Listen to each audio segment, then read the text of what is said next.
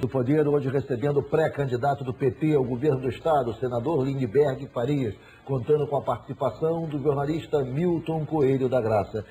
Senador, a hegemonia dos setores empresariais sobre a condução das políticas públicas é denunciada de maneira recorrente no Estado.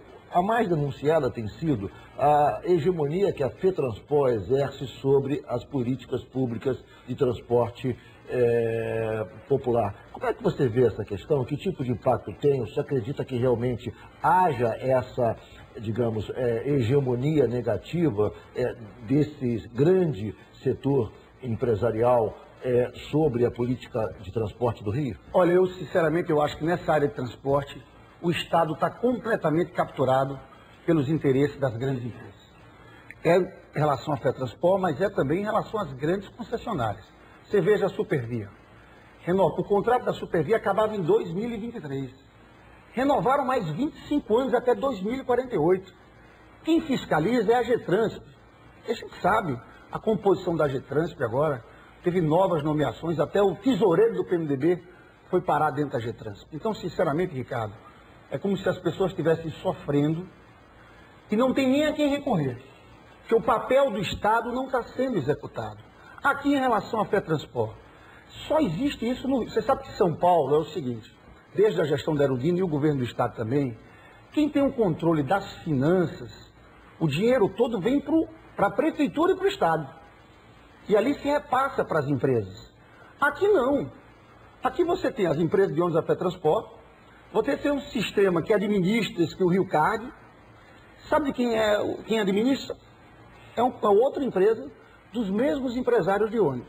O Estado dá um subsídio pelo bilhete único de 500 milhões, mas ele não tem controle.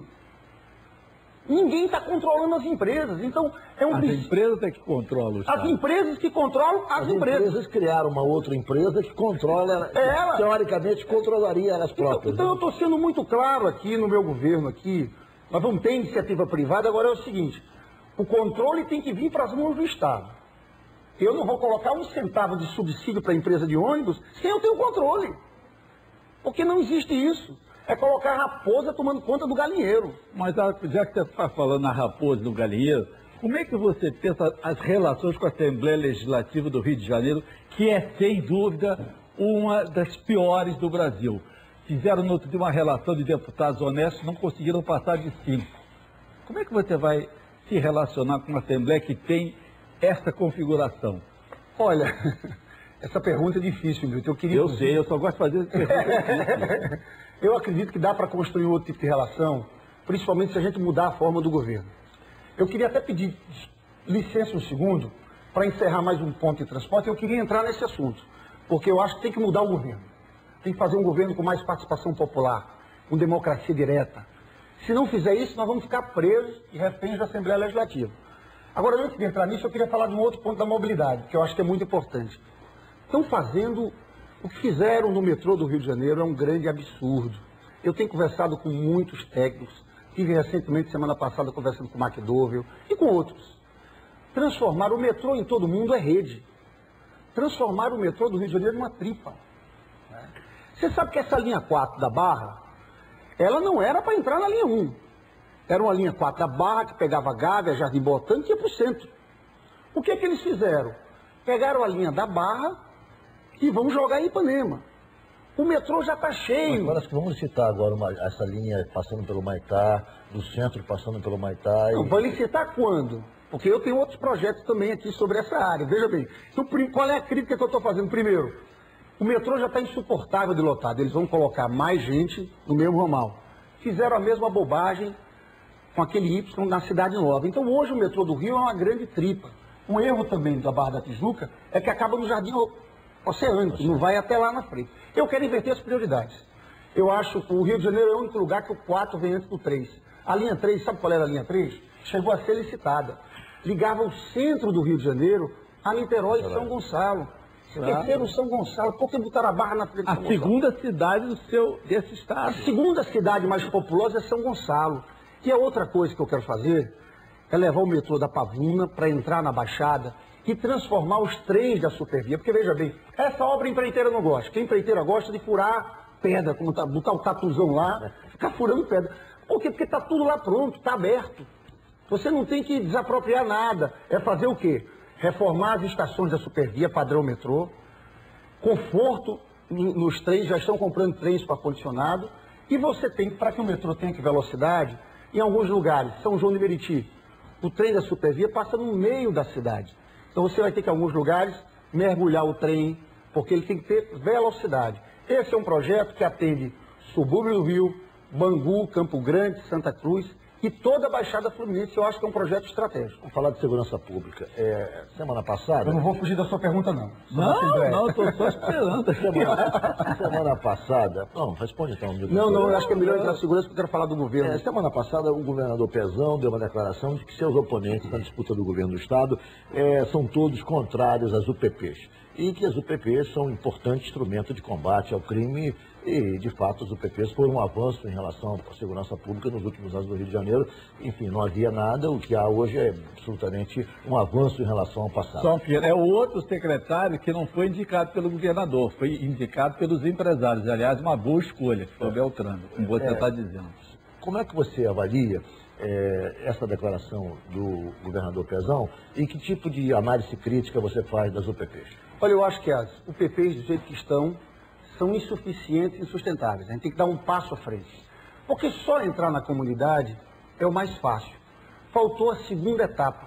E, sinceramente, eu acho que tem muitas condições de fazer. Porque a segunda etapa qual seria? Transformar a unidade de polícia pacificadora em unidade de polícia de políticas públicas. Entrar com escola de horário integral, com ensino técnico profissionalizante. São 30% de jovens que nem estudam e nem trabalham nas comunidades do Rio. Então, ensino técnico profissionalizante, atividades culturais, transformar naquele ambiente num ambiente vivo, fazer isso junto com a comunidade, que eles não fizeram. Estão falando agora na campanha que vão fazer, mas sinceramente eles não sabem fazer isso, porque para fazer isso tem que ter diálogo, tem que conversar com as ONGs, com a associação de moradores. Eu quero ser o governador que entre em janeiro de 2015 e comece essa outra parte da política. A segunda coisa que é fundamental para salvar esse projeto, que é um bom projeto, é entrar no debate da postura da polícia. Tem que haver uma reforma da polícia. A lógica inicial que foi feita era para essa polícia ter o policiamento comunitário, policiamento de proximidade. Quando começou esse projeto, o ministro da Justiça era o Tasso Genro, que lançou o PRONAF. Essa era a lógica. Hoje está virando, sabe o quê? Quase força de ocupação. Não pode ser assim. A gente tem que ter um outro treinamento da nossa polícia para respeitar o trabalhador, porque hoje está havendo muitos problemas. Um jovem da Rocinha, 18 anos, um jovem que é negro, que conseguiu entrar na universidade, ele chega ali, tem um conflito interno, é tratado com aquela truculência pela polícia. A polícia está Milton, tem sido formado para combater o inimigo. Essa é uma herança que vem da ditadura, essa polícia militarizada, e está faltando mudar essa formação para que o policial seja preparado para proteger o cidadão. Tem que ser aquele policial que esteja numa comunidade, com outras políticas públicas, com outros agentes educacionais mais próximos.